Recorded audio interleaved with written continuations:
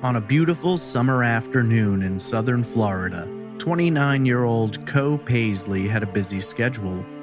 A lawyer, she had court in the morning and an important appointment that afternoon.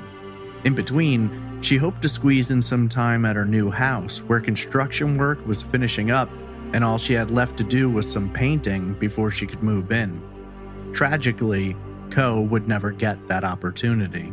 At approximately 3:30 p.m., Coe's sister discovered her severely beaten body lying on the floor in the home. Evidence at the scene suggested that Coe had stumbled upon a robbery in progress, and after a struggle, her attacker had gained the upper hand, viciously beating the woman into unconsciousness. Despite the speed and skill of doctors, Coe never recovered and passed away just 24 hours later. For 27 years, investigators have tried to crack the mystery of what happened that August afternoon. Had the unsuspecting lawyer stumbled into a robbery when things suddenly turned violent? Had the killer lashed out in response to her arrival? Or was it possible the brutality of her final moments came not out of surprise, but out of fear of capture from an assailant who Coe may have known and recognized? This is Trace Evidence, episode 174, The Murder of Coe Paisley.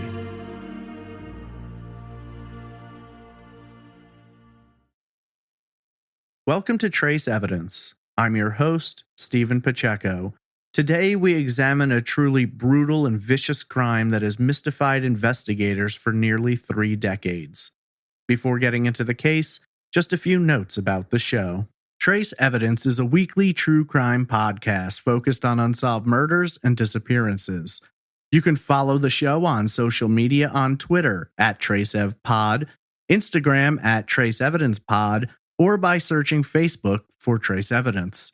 If you're interested in supporting the show and getting some Trace Evidence merch, there's a Patreon at patreon.com/traceevidence, or you can donate directly via PayPal. Visit trace-evidence.com for all social media links, donation options, and contact information. You can submit case suggestions through the website or email me directly at traceevidencepod@gmail.com. 29-year-old Coe Paisley was excited to embark upon a new venture in her life. After opening her own law practice, she was now finishing up work on her first home. Unfortunately, before Coe could move in, she'd cross paths with a brutal and violent killer. This is episode 174, The Murder of Coe Paisley.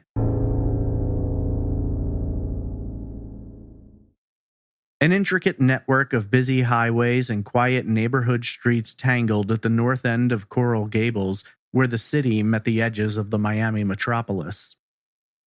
Wallace Avenue runs north to south from Highway 41 to Venetia Avenue and is but one street amongst a complex grid of roads laying out a once quiet neighborhood in the northwest. There, near the southern edge of Wallace Avenue, stood a small home in the midst of renovations. The square structure, a 2-story stucco house painted a luminous shade of orange, stood out against the gray and white facades of the homes near it. A short gravel driveway led from the edge of the street towards a series of large glass doors, between which a stone walkway had been laid.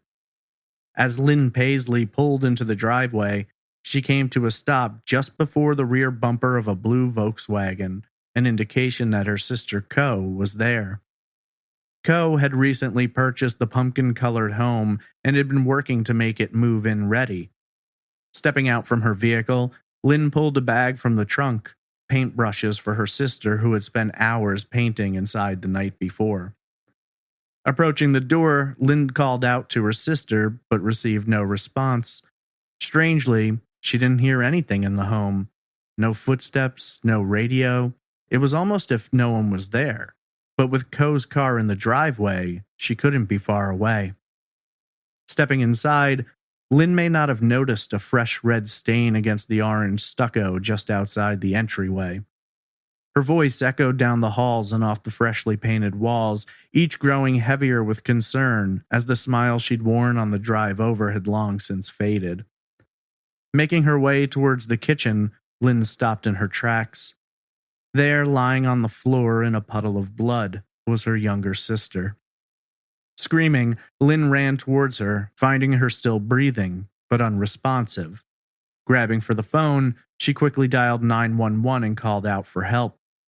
Minutes later, emergency lights ricocheted through the windows as police, EMS, and the fire department responded. As Coe was prepped and loaded for transport, Lynn couldn't help but wonder what kind of monster could have done something so terrible to her sister. No one could have imagined at the time, but that question would haunt the family and investigators for decades to come. Coe Caroline Paisley was born on Wednesday, February 10, 1965, to parents Adelia and James in Key Biscayne, Florida. The youngest of 4 children, Coe had 2 older sisters and an older brother. From a young age, Coe, being the baby of the family, captured a lot of attention and affection from her parents and siblings, with several of them later noting that Coe was the one sibling all the rest looked out for and took care of. Coe developed a reputation for being shy and somewhat quiet, though the contrast of her long dark hair and bright eyes often drew others to her, easing introductions and alleviating some of the anxiety. Being raised in a close, loving family, Coe developed a strong sense of determination and independence, wanting to accomplish her goals on her own. While the family was tight, things changed in 1973 when Coe was 8 years old. It was at this time that her parents separated, ultimately divorcing, and from that time forward, Coe lived predominantly with her mother, though her father, a county employee, was still heavily involved in her childhood. Her parents' divorce, though, would not be the only challenge the youngster would face early on. After struggling in school, Coe was determined to be dyslexic. Never one to shrink from a challenge, she'd spend extra time with Barbara Cotton, a reading teacher, who guided her through the chaos and ultimately led to her becoming a voracious reader. After some physical issues developed, Coe would receive another diagnosis, this time that she had scoliosis, a curvature of the spine. This would represent a challenge when it came to something Coe developed an interest in, dancing. However, under the tutelage of instructor Susan Stadler, Coe overcame this challenge as well, and according to friends and family, possessed talent as a skilled dancer. Coe attended Key Biscayne Elementary School before making the transition to Coral Gables High School. Like many teens, she wasn't quite sure what she wanted to make of her future, but she'd soon latch on to an interest in law, and that became the target of her pursuits. Excelling academically, Coe was nominated for a Silver Knight Award in her senior year. These awards were granted to students showing exceptional service to both school and community and came along with a $750 scholarship. Coe would go on to win the award, having been nominated in English and Literature category. Graduating in 1982, she'd move on to Florida State University and then FSU's law school. It was there that she'd meet and fall in love with fellow law student Andrew Lade. Performing well in school and finishing with high marks, Coe was admitted to the Florida bar in 1988. However, she didn't immediately begin practicing. Instead, she married Andrew in September that same year, and following his enlistment to the Air Force, traveled out of Florida. The couple originally resided in San Pedro, California, but after a few years they'd travel east to Virginia, where they'd remain for the next few years. The marriage, however, was short-lived. While there were no reports of a difficult or unhappy arrangement, it seemed Coe and Andrew's lives were pulling them in different directions. In 1992, Coe returned to Florida, where she filed for divorce in Dade County, still listed as her legal residence. She moved back into the family home on Redwood Lane in Key Biscayne with her mother and began putting the pieces of her life together for a new start. While she hadn't noticed at the time, Coe had deeply missed Florida. Being back felt like she'd never left, and she figured, more than likely, she never would again. Attending a 10-year high school reunion in '92, she ran into old friends who noted that the quiet, shy young girl had transformed into a strong, independent, and fun-loving woman.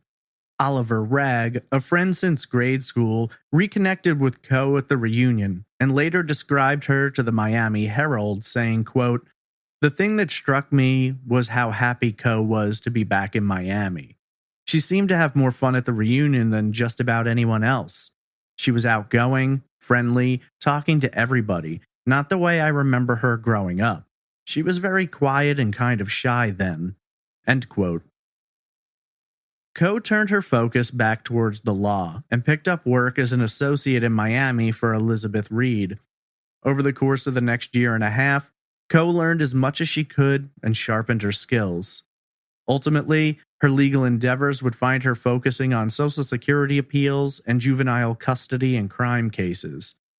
Coe wanted to tackle legal aspects that gave her the ability to give something back, and she spent a great deal of time working hard for her clients who, oftentimes, were less than financially solvent. Finding a true passion in this work, Coe went out on her own and at the age of 28 opened her own practice in 1993. Still living with her mother in Key Biscayne, now that everything was coming together, Coe began searching for a place of her own. She found it in April of 1994, the boxy-looking stucco home on Wallace Avenue, just a 20-minute drive from her mother's house. The home, boasting 2 bedrooms and 3 bathrooms, was a perfect fit for the young lawyer who planned to renovate the house and then, maybe, move in herself while renting out another part of it. On the 19th of April, Coe went to closing, paying $125,000 for the house which had stood on that spot since 1925.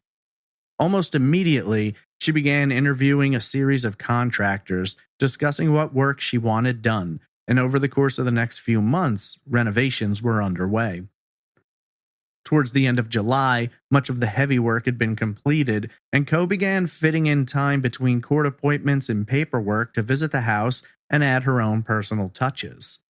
The next big project that would need attention was painting, and rather than hiring a crew to do the work for her, Coe took it upon herself.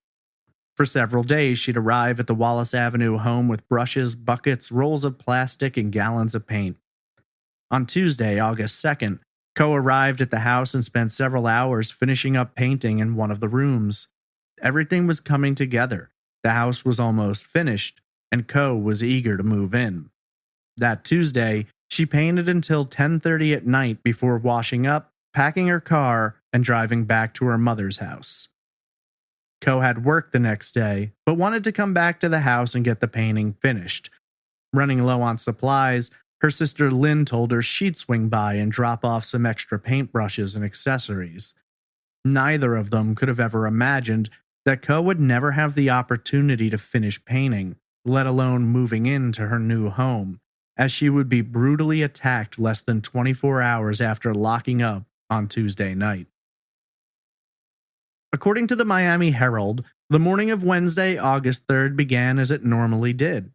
Coe climbed out of bed, changed into her workout clothes, and stepped out of her mother's home. For the next 30 to 45 minutes, the 29-year-old went for a jog around the neighborhood, as she did every day. Neighbors, used to her schedule, would wave from their porches as they sipped their morning coffee, with Coe smiling and waving back as she made the rounds.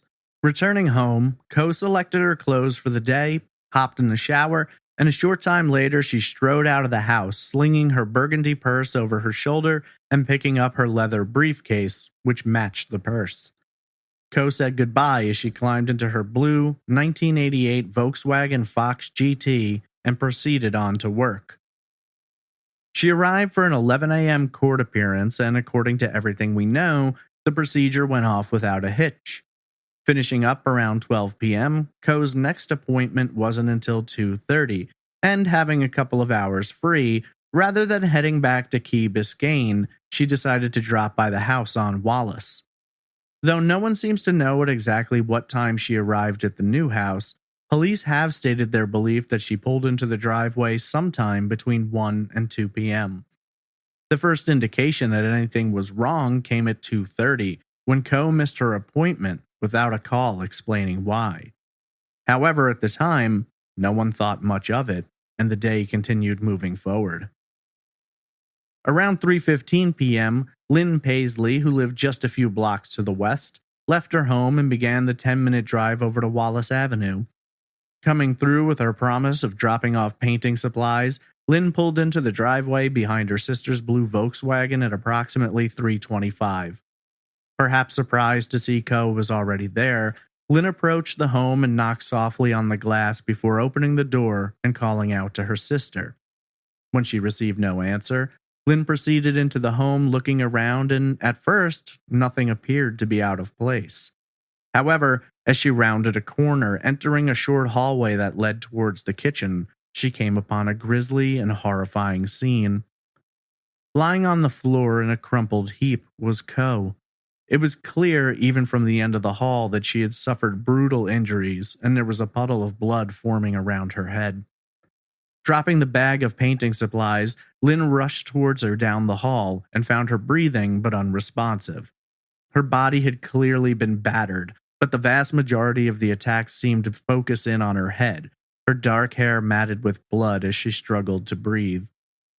Lynn grabbed the phone and dialed 911, reaching the emergency operator at the Coral Gables Police Department, just a mile and a half to the southeast. Emergency medical services and police were dispatched and arrived within minutes, the official call being noted as coming in at 3:29 p.m. Upon reaching the house, EMTs rushed to Coe and quickly determined that she'd been severely injured. The extent of her injuries were so extensive that first responders determined that even the 15-minute drive to the hospital could be the difference between life and death. So the 29-year-old ended up being airlifted to Jackson Memorial Hospital, 7 miles to the northeast. Officers at the scene began looking around to try and determine what exactly had happened, but the house itself didn't provide them with a great deal of answers. Hoping that maybe Coe would regain consciousness and they might be able to get some answers directly from her, an investigator was sent down to the hospital. However, upon arriving, the medical staff made it quite clear that the situation was tenuous, describing Coe's condition as extremely critical. By the time the rest of the family was notified and began arriving at the hospital, doctors had the difficult duty of informing them that due to the severe nature of the injuries Coe had received, they weren't able to do much for her. According to the Herald, even if they possessed the ability to fix her wounds, the damage to her brain had been extensive, and within hours of arriving at the hospital, Coe was already determined to have been brain dead. Now, her family had to face the overwhelming ordeal that their 29-year-old sister and daughter was being kept alive only by machines, and while her body continued to function, she would never awaken. Her sister, Kathleen, later explained to News 7, quote, "When I got there, she was on complete life support. She had already been declared brain dead, and they were keeping her alive so I could see her and because she was an organ donor." End quote. Doctors had initially told the family that there was an extremely slim chance Coe might recover, but as the hours went on, it became clear that her survival would require a miracle that would never come. Updated on the status, investigators were informed that their investigation was changing from that of an assault to a homicide.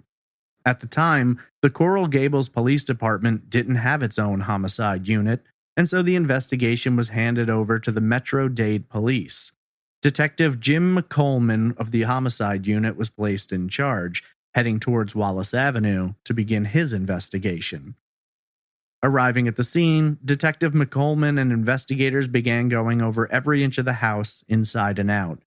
Neighbors who had been gathering around the swell of police vehicles blocking the street were questioned about the events of that afternoon. Unfortunately, investigators didn't manage to track down anyone who had actually seen anything. No one had seen Coe arrive, nor had they seen her attacker or attackers in the home or fleeing the scene.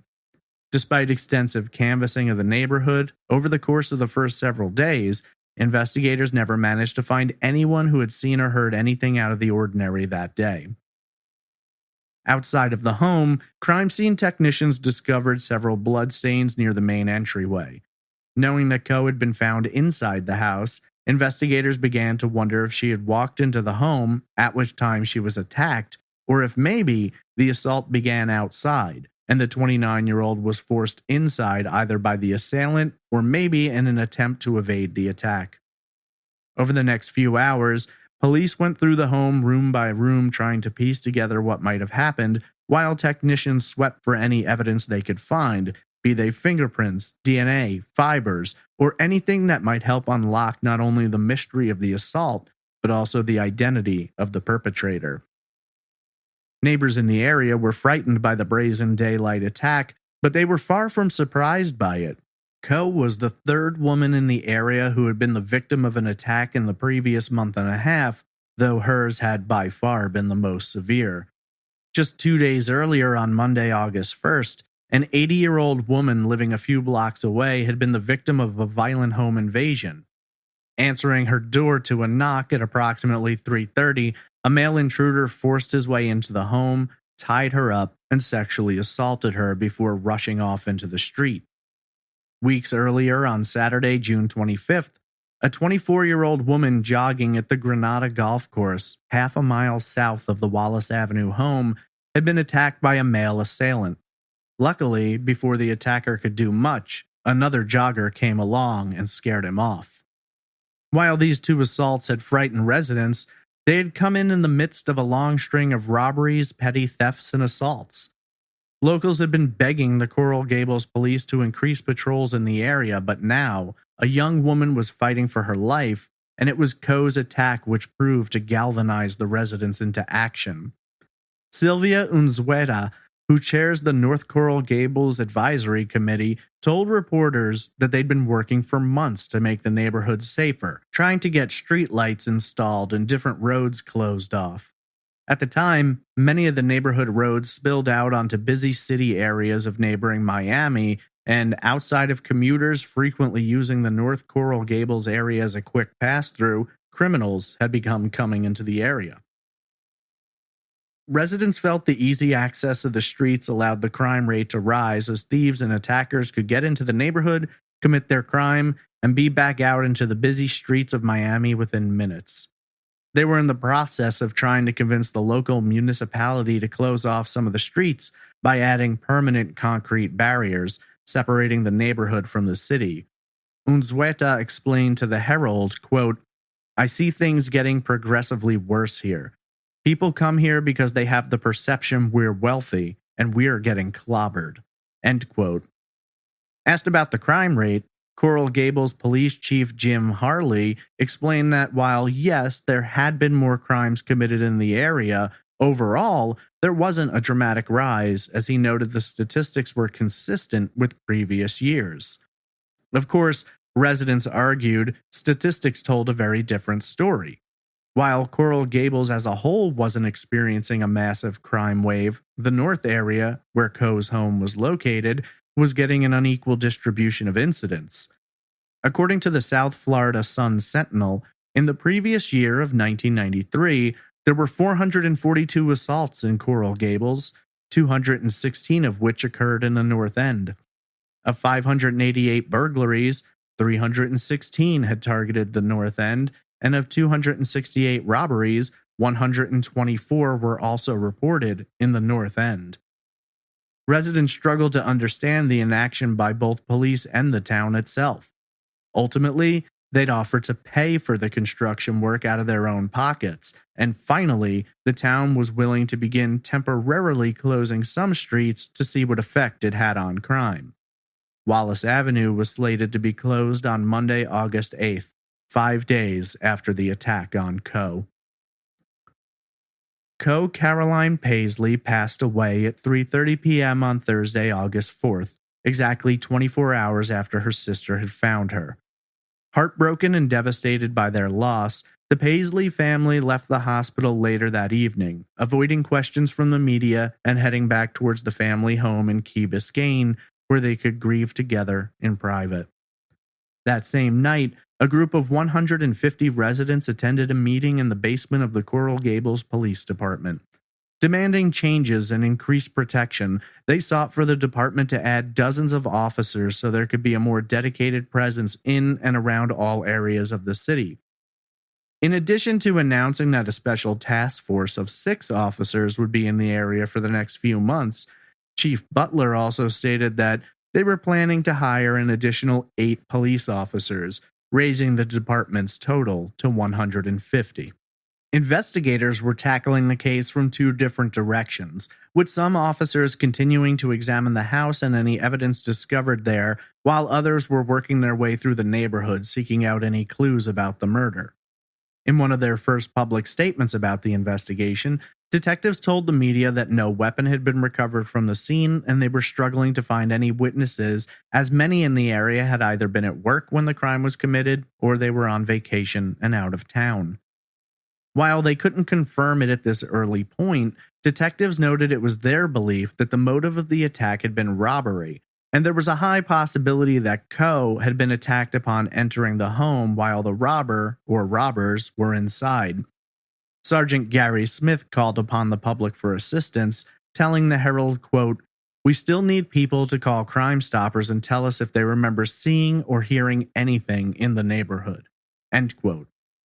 When asked about the two previous attacks in the area, investigators stated that, as of that time, they didn't believe Coe's murder was connected to those cases, and more than likely, this had been a random crime. During their sweep of the home, police found several details which confirmed their theory that it was robbery.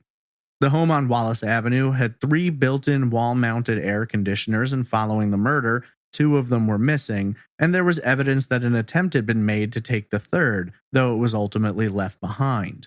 Whether this was due to the assailant's inability to remove it, or perhaps in his haste to escape following Coe's murder, no one knows for sure. Beyond the air conditioners, several other items were reported missing. Coe's burgundy purse and briefcase were gone. In addition, Coe was known to wear a gold ring with a green stone, and it appeared that the assailant had taken that as well. In some reports, it stated that Coe's beeper was also missing, though in others that item is not mentioned. The problem with the missing items, though, was their lack of value. Detective McCallman later explained that the air conditioners, described as being Sears brand, carried a street value of about $20 apiece. While the ring Coe wore was decorative and attractive, it was not an expensive piece of jewelry that a thief could make much money off of, if any at all. It simply didn't make any sense to detectives. Nothing taken was worth killing for, and when confronted by Coe, if that's indeed how it happened, the killer could have easily fled after knocking her to the floor. The murder, in and of itself, seems to have been a choice made by the killer, as there were a myriad of ways he could have escaped without extending his brutal assault. Police discovered evidence inside of the home which showed that Coe had been involved in a violent struggle against the killer, perhaps beginning at the front door and then moving down towards the kitchen. In the end, the killer had viciously beaten Coe either with an unknown object or perhaps his own hands and feet. Coe suffered severe skull fractures from several strikes, and multiple blows to her body left cuts and abrasions. Based on the timeline they had available to them, investigators determined that the attack had likely taken place within minutes of Coe being found. The initial theory suggested that Coe arrived at the home and walked in, interrupting a robbery in progress. At that time, the assailant, rather than fleeing, engaged in a physical assault, leaving Coe unconscious and clinging to life. Following the attack, the assailant then took the ring off her finger and, on his way out, opened her car, taking both her purse and briefcase before fleeing the area. In terms of suspects, they didn't have any at the time, though they were looking into people with records for theft and robbery in the area. They also began going through Coe's legal clients, wondering if perhaps it could have been something related to work. They also had the challenge of trying to track down construction crews that had been in and out of the house in the previous months, wondering if perhaps one of them might have returned to steal. This fed into a belief that maybe the reason the assailant had chosen to brutally assault and kill Coe in the manner that he did was because he was someone she may have recognized and could have identified to police. A memorial service was held for Coe on Tuesday, August 9th, almost a week after her murder. Friends and family gathered for the ceremony at St. Christopher's by the Sea in Key Biscayne. That same night, more than 500 people gathered for a rally, calling on locals to unite against crime in the area. Attendees marched with candles in hand, beginning at the country club, making their way to the Wallace Avenue house where they laid out bouquets of flowers in memory of Coe. They then moved on to the home where the 80-year-old had been sexually assaulted, showing their support and concern for her well-being. Asked later about the rally, Coe's brother James told the Herald, quote, "We certainly appreciate all the support of the community. The community needs to start coming together." End quote. Members of the local community also began organizing their own protection.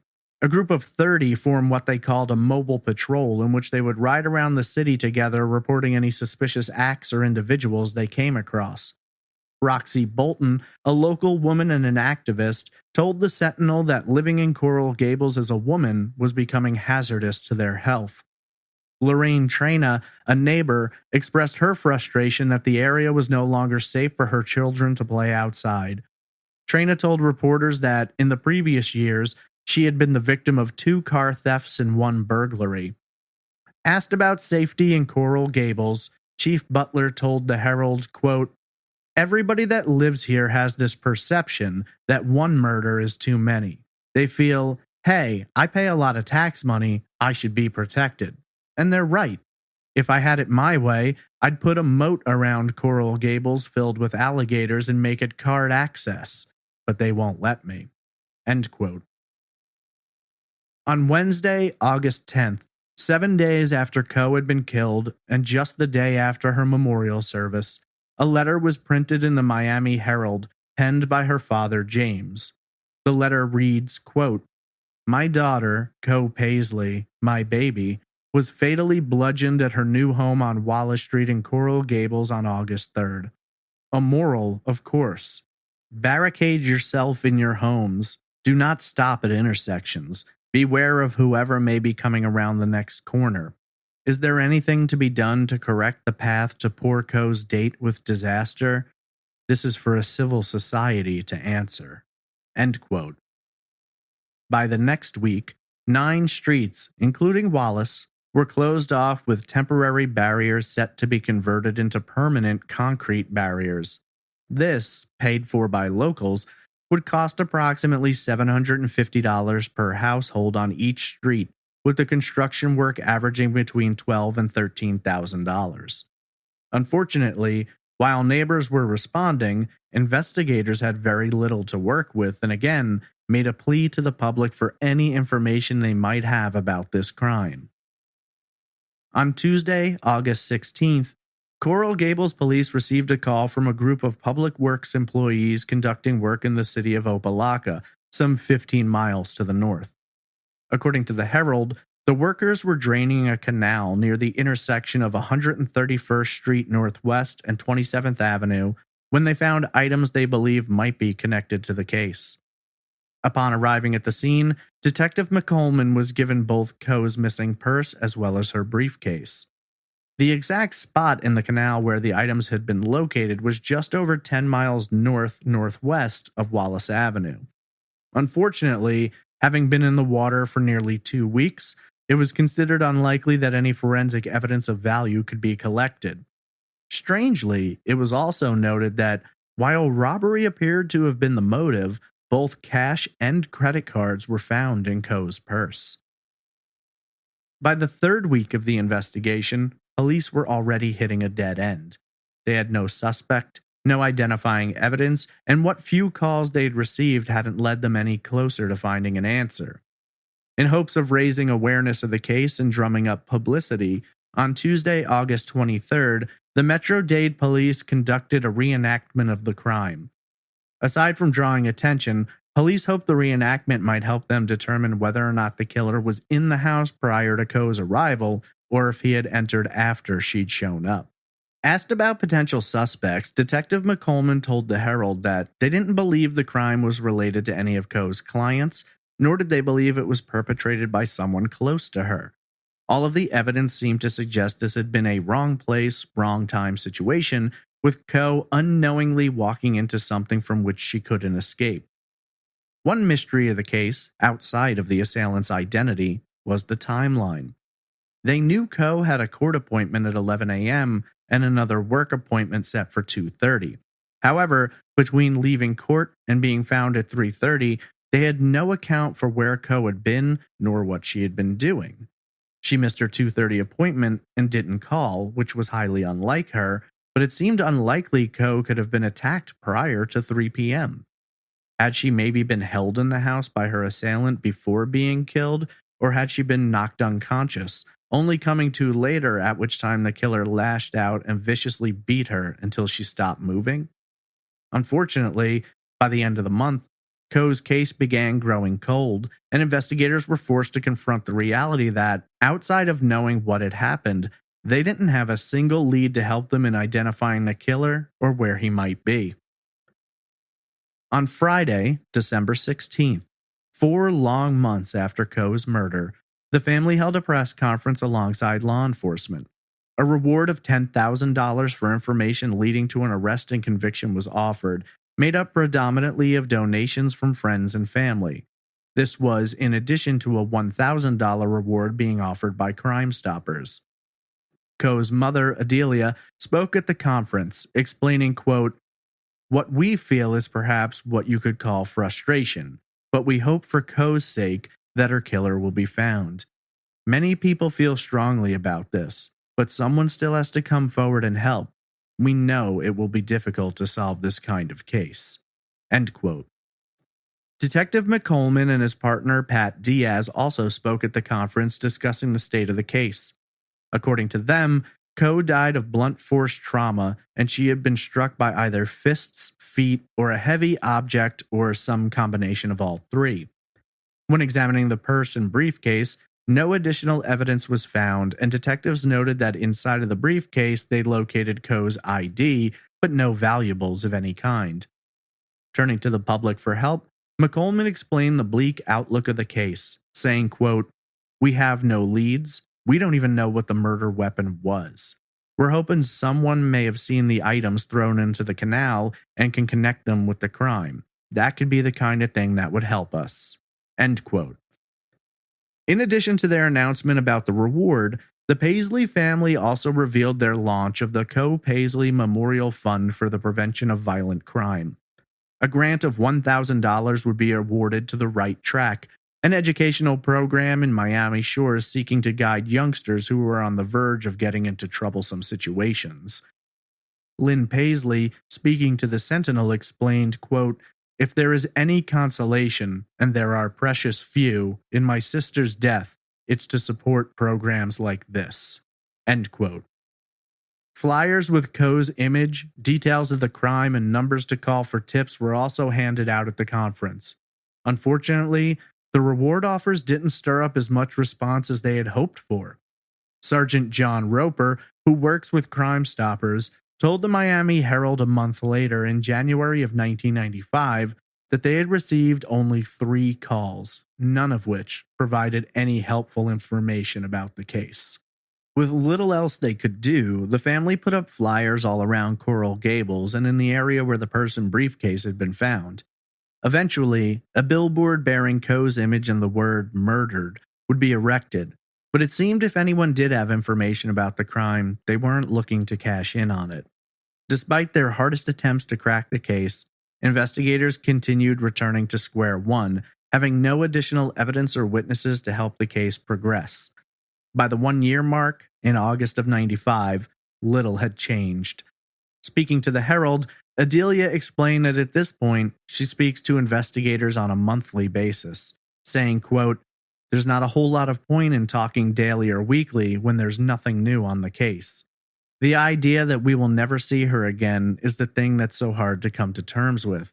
We know that finding the person who did it won't bring Coe back." End quote.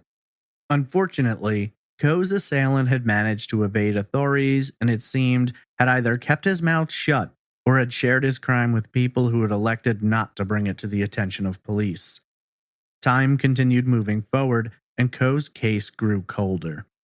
In the meantime, crime in the area continued to swell, and there would be additional murders, once again raising the alarm and the demand for more police and a safer community.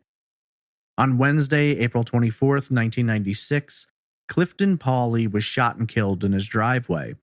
The victim of numerous robberies in the previous months, Pauly stepped outside with his gun at approximately 4:10 a.m. after hearing noise coming from that area. 3 minutes later, Pauly was shot dead, and his killer vanished into the early morning darkness. The city of Coral Gables was already in the process of setting aside $100,000 to create a reward fund for unsolved crimes. Not long after Pauly's murder, that fund was put into action, with $25,000 being offered as a reward for both Pauly's murder as well as Coe's. Police Chief Butler hoped that the increased financial rewards might get people who had been hesitant in the past to come forward more excited by the proposition of money. As he explained to the Herald, money talks, and rewards like these had worked in the past. In July of '96, when discussing these new rewards, Sergeant Roper was asked about Coe's case. While he didn't offer much detail, he did specify that as far as investigators were concerned, her case had never gone cold and was still actively being worked on. A year and a half later, in November of '97, a third murder occurred, this time on Alhambra Circle, half a mile from where Coe had been killed. According to the Herald, Dr. Rolando Gomez was shot and killed at approximately 7:35 p.m.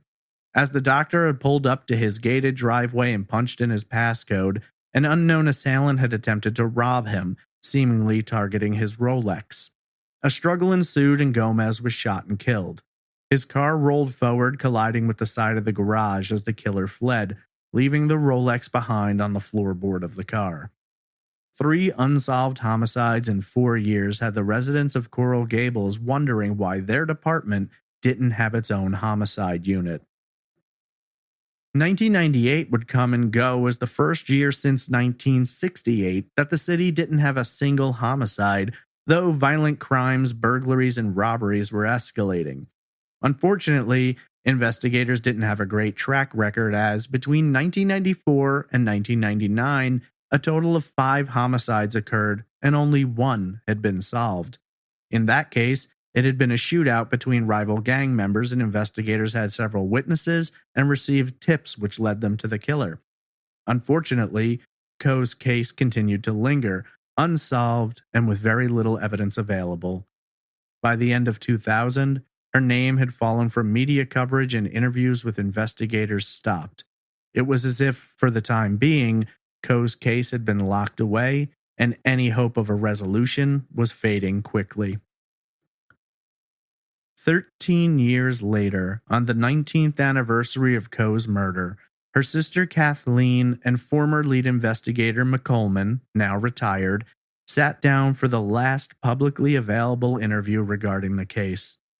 The detective explained that Coe's case has always stayed with him, and retirement has offered him little comfort. Asked about the murder, McColeman says investigators continue to believe the early theory that Coe walked in on a robbery in progress and that the assailant violently beat her to death in response. He still struggles to understand why, noting that the killer could have gotten away without murdering the 29-year-old. Asked about the rationale behind the choice to attack, McColeman told News 7, quote, "There's a very strong possibility that she did recognize someone that was there, which is why they confronted her the way they did." End quote. McColeman went on to explain that a lot of different construction workers had been in and out of the house, and that Coe had shown the home to potential renters in the weeks leading up to her murder. It was entirely possible that the person who ultimately killed her was someone she would have known from either of these areas, though investigators could never nail down a single person. Kathleen appealed for help once again, hoping beyond hope that someone might finally come forward after all those years. She explained, quote, "It's not so much about justice for us anymore, but I think my mother, she's 85, she's in failing health. I think if she could just know what happened, just knowing would make a huge difference.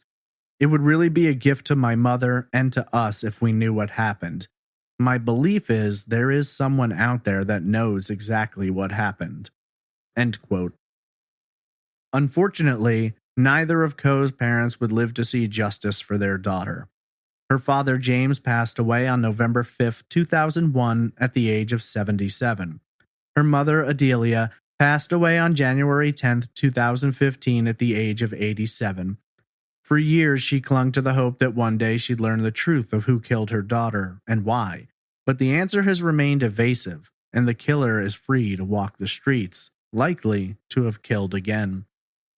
Adelia's obituary notes that 1994 was the year that her life changed forever, but despite the pain, she refused to become bitter, spending her final years enjoying the company of her grandchildren.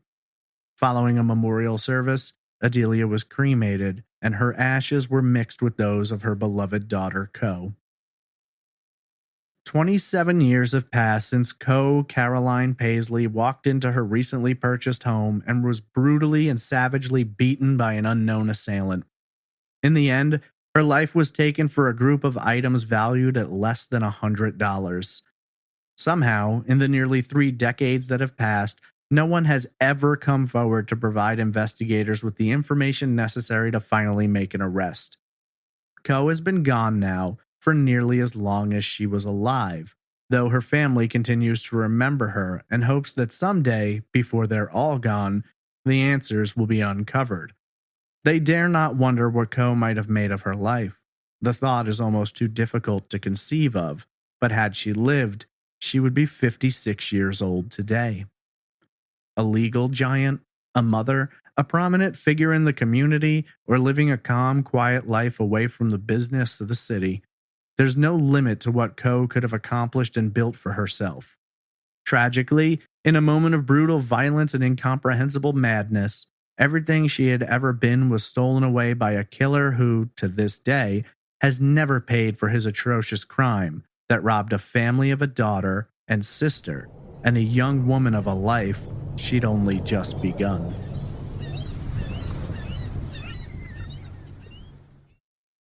"27 years ago, Coe Caroline Paisley pulled into the driveway of her new home. Excited by the progress that had been made in the previous months, all she had left to do was a little painting and she'd be ready to move in. Tragically, within moments of arriving, Coe was brutally and viciously attacked. She was beaten about her head and body until she collapsed to the floor, suffering multiple skull fractures. Despite the exhaustive work of doctors and nurses, Coe would never regain consciousness, and just 24 hours later, she passed away at the age of 29. In so many cases, both solved and unsolved, there's something that helps identify the killer.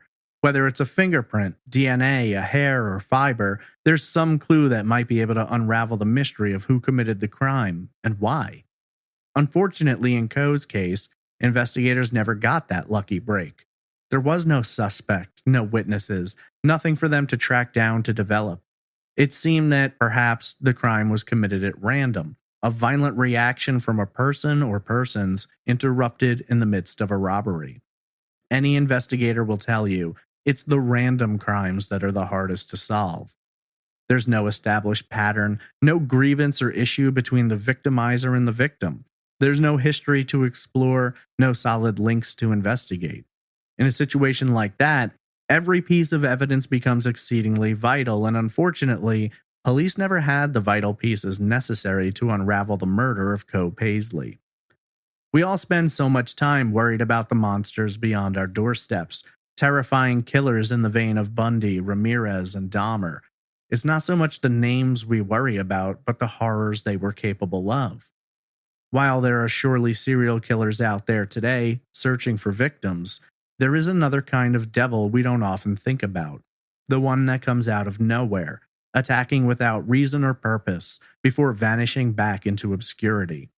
You can pass 1,000 faces every day and never know what they're truly capable of, and if you're lucky, you'll never find out. However, in the course of a completely normal day, you could find yourself face to face with someone who, at a moment's notice, reaches out with murderous intent, and what began as a normal Wednesday quickly becomes a fight for your life. No warnings, no signals, just one step through the door from the normal world into a horror movie. That was the last day of Coe Paisley's life. She had no idea that walking into her own home, she'd find a killer on the other side of the door. From day one of the investigation until 27 years later, the theory about what happened hasn't really changed. It's always been believed that it was a tragic matter of timing. Coe stops by her new house while a robber, or perhaps more than one, are inside the home looking for anything they can steal. Within seconds of entering the house, the assault begins, and while Coe fought with every ounce of energy she had, she couldn't overcome the killer fighting against her. What has raised a lot of questions in the years since hasn't so much been who could have done this, but why they did. If it was robbery, targeting air conditioners of all things, it's not like there was really something to lose there. The killer could have fled, ran out the back door, shoved Coe aside, and scrambled down the street. No, for some reason, this person decided to brutally beat Coe until she was unconscious in a pool of her own blood. Was that simply how they reacted, choosing to turn deadly, or did they have a reason to want to stop Coe from telling police what she had seen? Perhaps while the crime does appear random, there is the possibility that Coe recognized the killer, and once she'd seen his face, he felt he had no other option but to find a way to silence her. It's an aspect of the case that's truly baffling. Does he kill because he feels he has to, or does he do it because he wants to? I think the most logical place to really begin is at the scene itself. According to police, the only items stolen from the house were 2 built-in wall unit air conditioners. There was a third, but the assailant either failed to get it out of the wall or gave up trying after murdering Coe. I don't know how often, if ever, you've had to lift an air conditioner, even if it's just to put in a window unit, but they're not easy to pick up. The average weight of a unit is 64 pounds, though they can certainly be heavier, and back in 1994 there's a good chance they were. Aside from having to work to get it out of the wall, this guy then has to carry the units out of the house, presumably to a waiting vehicle. It's not the kind of thing you're going to carry on a walk down the street. Why the suspect chose this particular house, I can't really say. My guess would be is that it was either about opportunity. They were driving down Wallace Avenue and saw the house, and it's partially obscured from the street due to a large tree, and the absence of a car in the driveway indicated no one's home. Or maybe they'd seen construction work going on at the house for a few months and figured since they hadn't been there for a week or so, maybe someone had moved in and there could be something worth taking. Since Coe parked in the driveway, it appears that whoever was planning to rob the house parked on the street or elsewhere nearby. That's a piece of this case that catches my attention. It doesn't really make a lot of sense to me. You're planning to rob this house. You don't know what's inside, but you park in a place that's going to require you to walk back and forth over multiple trips. 2 air conditioners were taken, so that alone is 2 trips down the driveway to the waiting vehicle. It just doesn't make a lot of sense to me. The only way I can rationalize it is if the suspect thought there'd be something else inside and finding the place mostly empty, figured they might as well grab the units to try and get something out of it. Coe hadn't moved in yet. There wasn't anything of value in that house worth taking. So, while in the house, Coe comes walking inside, and once the killer sees her, he attempts to subdue her. A struggle ensues, and in the process, this person managed to hit the woman enough to get her down on the ground. Once she's down, this person has all the time in the world to run out the door, get in their vehicle, and speed off. But in this case, they don't. Instead, this person or persons unleashes a brutally violent assault on Coe while she's on the ground. At one point, her sister Kathleen described it as though the killer had stomped on her body and head multiple times until it would have been obviously clear that she was mortally injured. It takes a hell of a lot of rage to do that, so I can't help but wonder if this person was infuriated by something Coe said or did, or maybe was drugged up and just completely out of control. So now you've got at least one person in the house. Coe is on the ground dying, and what does he do? Well, if he hadn't already gotten the AC units out of the house, he does that now. Then he goes over to her car, opens the door, and grabs both her purse and briefcase. Closing the door behind him, he climbs into his car and drives off. For reasons passing understanding, 10 miles down the road, he throws both the purse and the briefcase over a railing into a small canal. According to investigators, there was nothing of value in the briefcase, and both cash and credit cards are found in Coe's purse. Now, how does that make any sense at all? If you're stealing air conditioners, you're obviously looking to make money in whatever way you can. Even if you bypass the credit cards because they can be tracked, why wouldn't this person have taken the cash? To me, there's only 2 possibilities.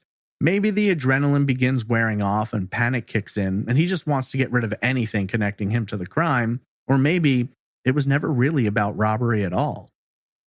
Blood evidence at the scene suggests that some part of the altercation occurred outside of the home. Stains by the entryway seem to show that Coe had sustained an injury before she ever entered the house.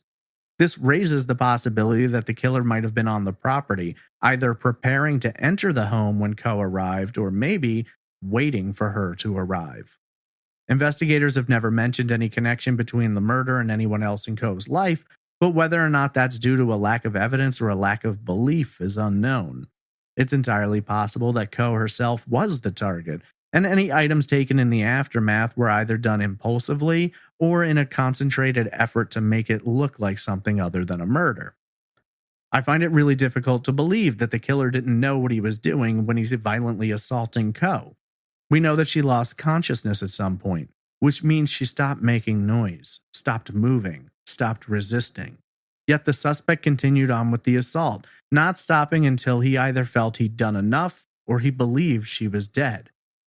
You have to imagine this. We know how blood spatter works. Given the excessive blows delivered to Coe, notably around the head, which tends to bleed a lot and very easily, this guy would have had blood all over him. On his clothes, down his arms, on his face. It's sometime around 3 in the afternoon on a clear sunny day in Florida. Not exactly inconspicuous. Assuming Coe walked in on the crime, I can't imagine she would have been rushing towards the suspect once she saw him. More than likely, she'd be looking to get the hell out of there, unless maybe she recognized someone in the house and began asking just what the hell they were doing in her home. Maybe she did try to escape, and the blood outside was deposited when the killer lunged, attacking her and dragging her back in. Maybe before she entered, someone snuck up behind her and hit her over the head, throwing her into the house. On the one hand, I can absolutely see this being a robbery gone wrong. People steal stupid things, and people have been killed over far less than a few air conditioners, purse, and a briefcase. On the other hand, though, it's difficult to imagine someone would be willing to commit such a violent murder rather than running out of the house if it really was all about a robbery. We don't know much about Coe's life in Florida after returning in 1992. Had she dated anyone? Was there someone interested in her that she'd closed out? Was there anyone who may have, in their own warped mind, had reason to want to harm her? From everything I've seen, she was a nice, kind, and caring woman who didn't make many enemies. But sometimes, people don't need a reason to want to attack. Whether they feel brushed off, jealous, angry, or some combination of all three. It doesn't appear as though there was any benefit, for lack of a better word, for someone to want to harm Coe. She was divorced, there's no life insurance policy to pay out or messy legal battle to avoid. Unfortunately, though, sometimes there is no motive, no reason, and maybe that's part of what makes this case so difficult. Police tried to look at anyone Coe may have encountered in the months and weeks leading up to her murder for any potential motives. We know construction crews had been in and out. We know she'd shown the home to potential renters. The renters would have a passing knowledge of the house, what was inside, and how to get around. Construction workers would have had a much more intimate knowledge of the home, but also would have known there wasn't anything in there worth stealing. At least, not until Coe could have moved in, but she never got that chance. While I'm sure investigators tried to speak with everyone who had worked at the house, it's unlikely they could have tracked them all down. Whether it was people who just popped in to do a small job and were gone within a few hours, or day laborers hired off the books with no real way to track them, the potential list of people with knowledge of that home and possibly who had encountered Coe is almost limitless. The fact of the matter remains, for me, people who had been in that house knew what was there and what wasn't, and showing up to rob an empty house doesn't make a whole lot of sense. Even if robbery were being enacted to cover up for the murder itself, who the hell steals air conditioners? That's where the random aspect comes back into play. There were burglaries, robberies, rapes, assaults, and murders occurring in that area for several years. Into 1994, the burglaries and robberies had certainly escalated, and 2 women had been attacked within weeks of Coe's murder. Locals seem to feel that a lot of sketchy types have been pouring into the neighborhood, looking to get any valuables they could before escaping back into the much larger city of Miami. Of all the homes on that street to target, though, this person selected the one that had almost nothing of value in it. So why not leave? Find another house to hit. Is it really worth the effort of dragging air conditioners to the car when you could just find another place that might actually have valuables that fit in your pocket and are worth more money? Unfortunately, we may never understand what happened here or why it happened. Was Coe always the target, with the assailant planning to murder her, or was it truly a matter of her walking in at the wrong place at the wrong time? Given the absence of evidence, the disposal of the purse and briefcase, the theft of the air conditioners, and the ring taken from Coe's hand while she's on the floor, slowly dying, you can't just be looking for someone who purely sticks to robberies. The rage displayed, the violence and viciousness of the crime speaks to someone who's either done this before or since, or who was on something that made them react with heightened anger and violence, or there's a personal aspect here that's been missed. I guess the one detail, which might make me lean more towards random robbery, is the absence of a solid murder weapon. No gun, no knife. It doesn't seem like someone who was planning a murder, but more so someone who wasn't above committing a murder to get away at all costs. As far as the public is aware, the police don't have much. No fingerprints, DNA, sightings, or descriptions, nothing that can clue them into who committed this heinous and atrocious act. Outside of their ability to piece together an entire case with only fragments of the story, which seems unlikely after all this time, there's only the hope that someone, somewhere out there, will one day come forward with what they know. I do think it's strange, though, that in nearly 3 decades, no one popped for a theft, burglary, drugs, or assault has tried to leverage their knowledge of this case for a lighter charge. Criminals talk. This is a fact that's been proven time and time again. So why not in this case? Well, maybe someone has spoken, but no one has yet elected to share the story. Or maybe the killer himself died within a short span of time after committing this crime. Maybe he fled the area and never came back. Or maybe he's still living in southern Florida, blending into the crowd as another anonymous face. Unfortunately, without the discovery of new evidence, someone coming forward or the suspect being arrested for another crime which somehow connects him to this one, the murder of Coe Caroline Paisley will remain open, unsolved, and growing cold.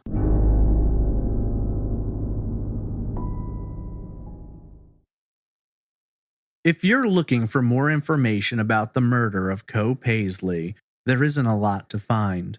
Old newspaper articles have been the best resource, but the internet is fairly devoid of articles and stories about this case, which is unfortunate because if more people knew about it, maybe something would have broken by now.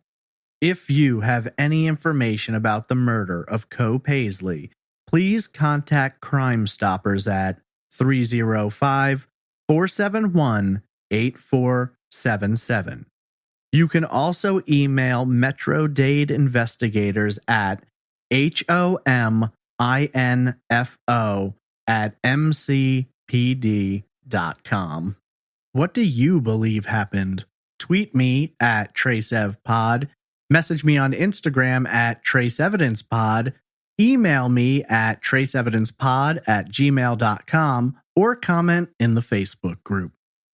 Trace Evidence would not be possible without support from amazing listeners like you. And now I'd like to take a moment to thank our fantastic Patreon producers: Alicia Lorraine, Anne Bertram, Brittany Bivens, Christine Greco, Dave Allen, Denise Dingsdale, Diane Dyson, Eamon Brady, Eric Sumter, Heather Louise, James, Jennifer Winkler, Jill Sense, Joni Berkowitz, Kara Moreland, Lars Jensen Fangle, Leslie B., Marla Wright, Melissa Brickeisen, Nick Mohar Schurz, Robert Jansen, Sarah Lebanon, Travis Skepko, Stephanie Joyner, Stephanie Eve, Taylor, Tom Archer, Tom Radford, and Tracy Woods. Your contributions to Trace Evidence are invaluable, and your support of the show is both appreciated and extremely humbling. If you're interested in supporting Trace Evidence and gaining access to exclusive merch and ad-free episodes, please visit patreon.com/traceevidence or go to trace-evidence.com and click on the support option.